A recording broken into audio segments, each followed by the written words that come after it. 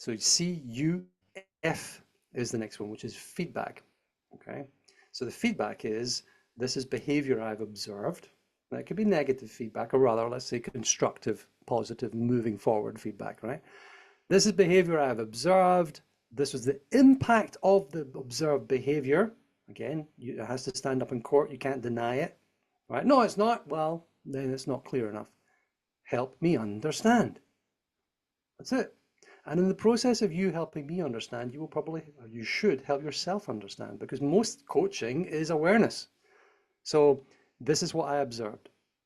And there was a guy who actually said, a wonderful guy called Tom Willis, a company called Phoenix Performance.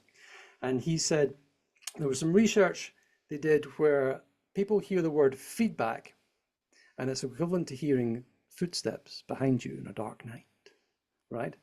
It's terrifying. It's unpleasant. You don't like it. So just change the word. I've got some feedback for, I've got an observation for you, right? Maybe we should change it from feedback to observation. But it's an observation of what I have observed. It's my observation that you cannot argue with.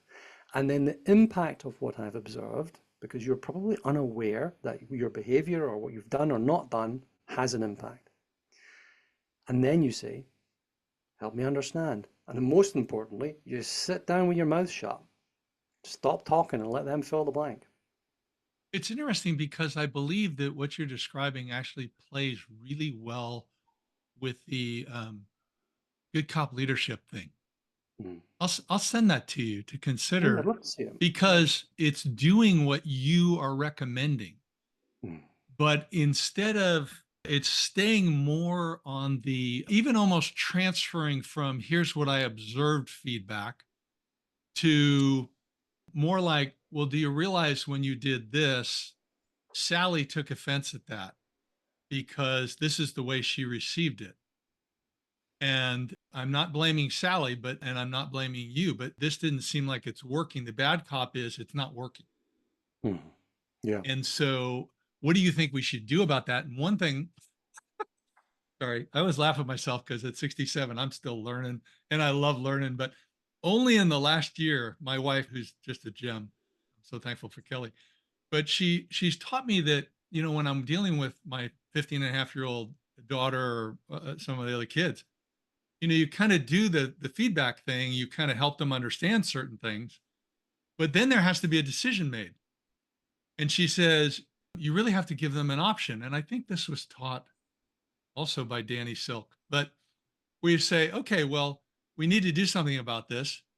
Do you want to come home at 8:30 tonight, or do you want to come home at 9? Or do you want to take out the garbage as your chore, or do you want to go weed for a half an hour? Or so you give them two because you have to bring it to a head. But if you just say, boom, you're going to go do this, they may not like that. So you give them two options. If they suggest a third, you can consider it. But at least you're driving to a conclusion versus another argument or Yeah. debate. You're just like, boom. So anyway, adult daycare. So sorry. You're narrowing things, you're pointing. But I think that's slightly, I mean, the nuance I think there is you're trying to get people to own, to be responsible Yes. for what they need to do. Because if you go and say, go weed the garden, Yeah. okay, I'll go and weed the garden, but it's going to be a half-assed job, and that's it. It's the last time you ever asked me, right? You got to try and get that intrinsic motivation. And I mean, I think part of the job is to try and open their jaws, shove your hand down their throat, rummage around in there, and try and pull out the stuff that they're good at, the strengths, the stuff that they really want to do, and put that in front of them in a way that Oh, drives them. I'm so glad you brought that up again because my tiny brain forgot it. But I know you alluded to not whacking them, which I started to go down, then I got distracted. But I know what you're also saying is that part of this meeting, because you've alluded to it, but haven't said it in the direct way that I'm proposing, is part of the objective in the meeting is, okay, where can I build this person up in this meeting? So in other words, where can I emphasize something they did well, or where can I emphasize a strength and help them make it into a superpower? Am I hearing you right? Yeah.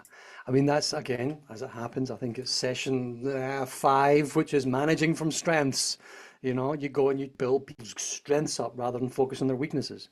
If I say, David, let's go and let's work on the stuff you're really good at and that therefore you really like, you're going to say, Yeah. yay. If I Yeah. say, David, we're going to work on your, I don't know, financial planning and accountancy skills, you're going to go, okay, I suppose, boss. And you're going to put no effort into it, and you're maybe going to get from a 3 out of 10 to a 4 out of 10.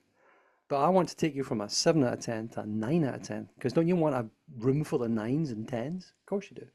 Well, of course, and then you've got people who've mastered something and they're Exactly. incredible superstars, and you find somebody else to do the stuff they don't do well. I mean, you can Heartbeat. look at any sport, and most of the top performers are phenomenal in their primary responsibilities. Narrow areas. In your Yeah, football team, you've got narrow, you do the quarterback, for example, doesn't do yeah, the other bit. yeah. Well, and you look at British or international football, FUTBOL, and you got a forward who knows how to score goals. Well, he's probably not the best goalie. All right. No. I mean, it's not going to. That's But a not where bit you're of a going to swap the class. role. So Exactly. Exactly.